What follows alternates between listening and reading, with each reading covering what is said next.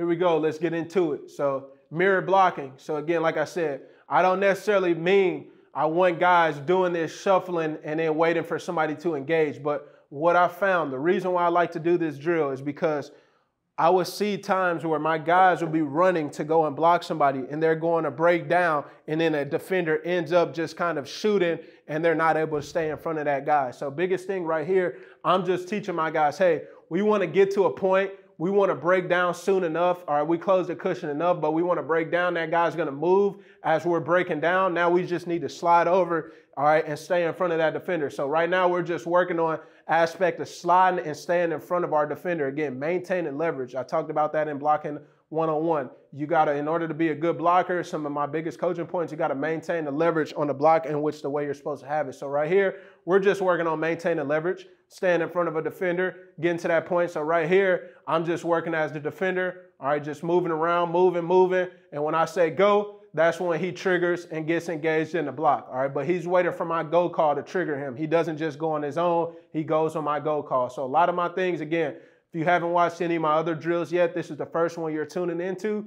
I like to do one line when I do a lot of my drills. Yes, I have a lot of receivers, but at the end of the day, I like to do one line because I make sure everybody is doing it the way in which it should get done. All right. Again, I like to be smart in the way we're doing things. All right. Me getting through one drill and making sure it's done properly, all right, is way better than doing 5 drills and we build a bunch of bad mistakes. I'm trying to not have, bad mistakes. I don't want a bunch of bad habits. All right, right here, we're working dig out block now. All right, so now, right now, I'm that overhang backer. I'm an overhang backer. This guy, let's say we got inside zone call, all right? We got tight zone call. So with me, I always stress to my guys as that, especially that slot receiver. That's, we got 12, some people call it 12. Whatever you call your tight zone is what you call your tight zone. I'm that slot on that back side of the run play. We all know as coaches that run, and I teach my guys this, hey, on tight zone, that can hit from front side A to back side A gap. I literally tell my players that. I teach them the run concepts so that they can understand the leverage that they need when blocking. Again, blocking, if you want to be a good run team, wide receiver coaches, you guys have to be engaged in how the runs should be hitting. You guys got to know where that run should be hitting so that you can teach your players the proper position and the leverage that they need to get on that block. All right, so for example, like I said, on a tight zone run, we know as a slot receiver, I'm on the back side of that. We didn't call any RPOs or anything, run tags on that, pass game tags. We know we're just blocking. I got to get that backer dug out now because that running back could be cutting that backside, and I got to be right there in the position. So we got to work that. So here I am right there as a wide receiver, getting there, digging out, getting to that point where I break down, then get engaged. And then right here, I like to be be physical with the guys. Make sure they move. Make sure, hey, you finishing the block, stand in front.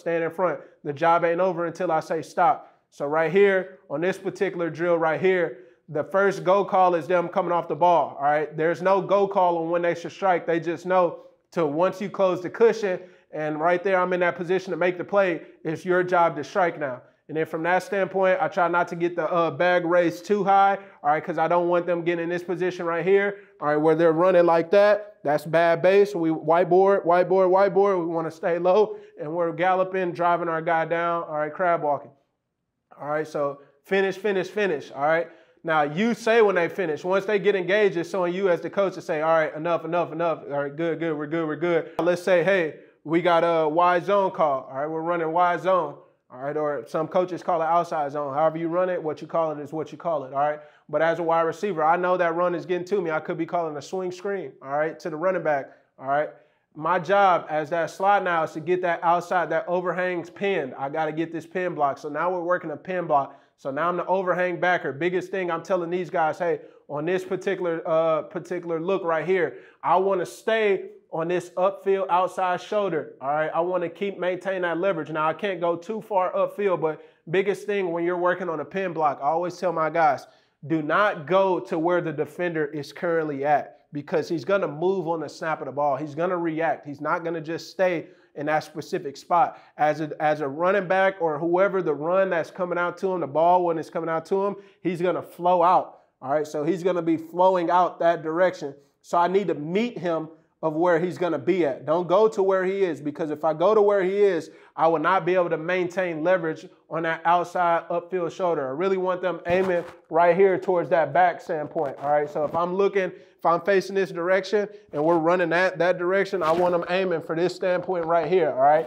I don't want them aiming right here on this upfield right here in front of that shoulder. I want them aiming on that back upfield shoulder right there. So again, you see it right here, kind of going to where I'm going to be at, not to where I'm currently at, giving them that look right there. Now he's getting it pinned. Now he's getting it sealed. Same thing.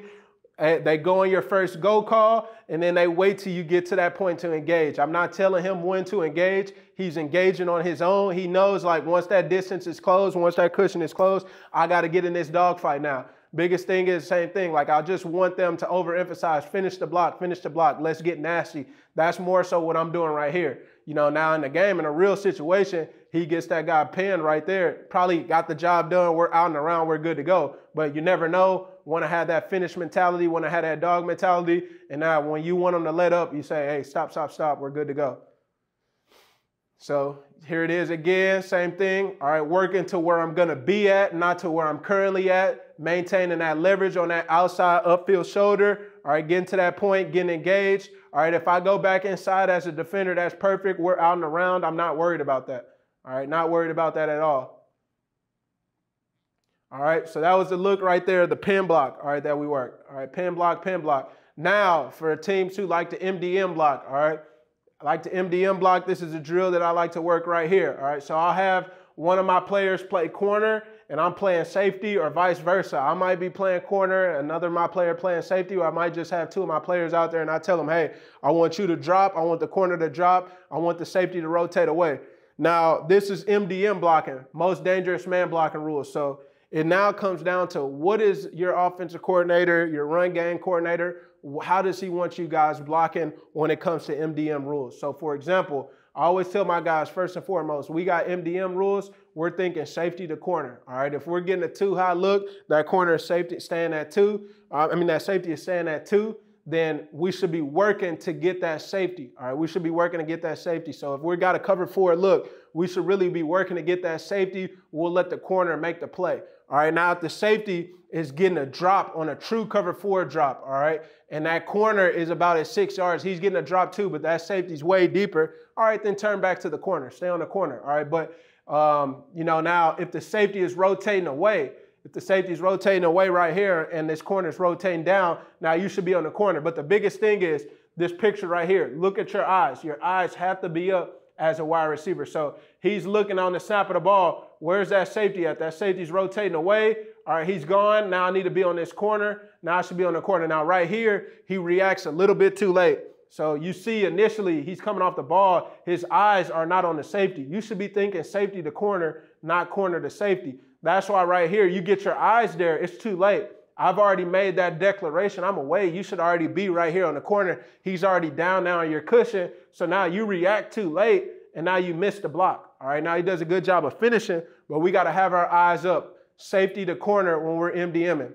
Right here, we do a good job. All right, he sees now this safety is playing run support. He's going to come down. All right, now I got to get the safety, but now I got to maintain leverage. I can't be out of control. I can't just be whiffing. All right, so what I'm telling Jack here is, Jack, you're doing a good job initially. All right, pushing vertical, pushing off line. You see that safety come. Now right here, you should have been breaking down. You're not broken down yet, so you're off balance. You don't have a good base. Don't have a good whiteboard. You're out of control, and now I'll just beat you outside, and we're good to go. So here it is, another look at it. Same thing, corners and press bell. This is one of those situations where, all right, you talk to your coach. All right, what does the offense coordinator want? If he wants you guys blocking safeties, no matter what, take the safety. All right. If we think that's the most dangerous player, safeties at the end of the day are typically pretty more good tacklers than that corner is. All right, but also too, let's just say hypothetically speaking. All right, we had this situation where this guy was press man and I'm dropping off. How do you coach it, coach? What do? Do you take 2 for 1 or do you run off? At the end of the day, it's what the offensive coordinator wants. So these past few years, I've been going had the fortunate ability enough to coach with these with coordinators who want us taking 2 for 1, and I'm perfectly fine with that. Basically meaning where we're going to take our guy right here, we're going to take this corner with us. All right, we know it's man, but we're going to push right here on this safety and try to get 2 for 1 block. Biggest thing I tell these guys about this is when we do 2 for 1, we got to make sure we get at least 1 block. We got to make sure we get hands on the safety, all right, when we block like in particular like this. Now, let's just say hypothetically speaking, all right, this guy was pressed man right here, all right, true man, and this safety's rotating away, all right, well, then still a release, all right, still a release from that standpoint.